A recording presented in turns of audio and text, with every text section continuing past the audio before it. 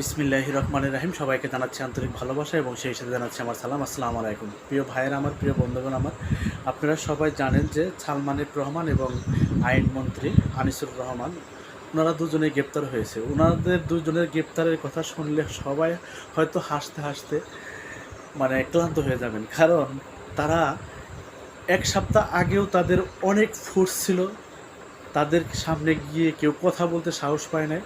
পুলিশরা তাদের দেখলে সালাম স্যালেট দেওয়ার সমানে দিত, আর আজকে সেই পুলিশরা তাদের রশি দিয়ে হাত বেঁধে নৌকার মাঝে বসিয়ে রেখেছে। সবচেয়ে বড় দুঃখজনক কথা হলো, আমরা জাতি মুসলমান জাতি হয়ে এমন একটা কাজ করব না যে আমাদের চেহারা, আমাদের ফেস পরিবর্তন করতে হয়।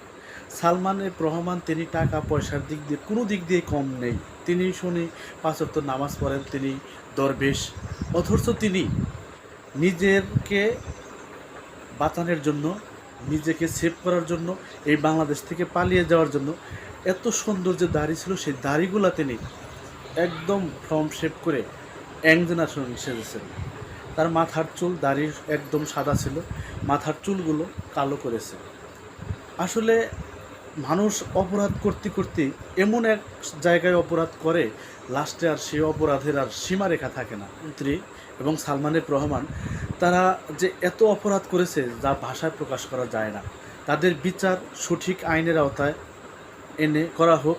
তারা যাতে এই ভুল করেছে, তারা যাতে আর জীবনে কোনো দিন আর মানুষের ভুলের বাহিরে না যায়, সীমারেখার ভিতরে যাতে থাকে এবং কখনো সাধারণ জনগণকে, সাধারণ মানুষকে ঠকিয়ে নিজের সয় সম্মান মতো না থাকে। এই সালমান এফ রহমান লক্ষ লক্ষ কোটি কোটি টাকা শেয়ার বাজার থেকে লুটপাট করেছে। আজকে তোমার সেই টাকার ক্ষমতা কই? আজকে তোমার ক্ষমতা কই?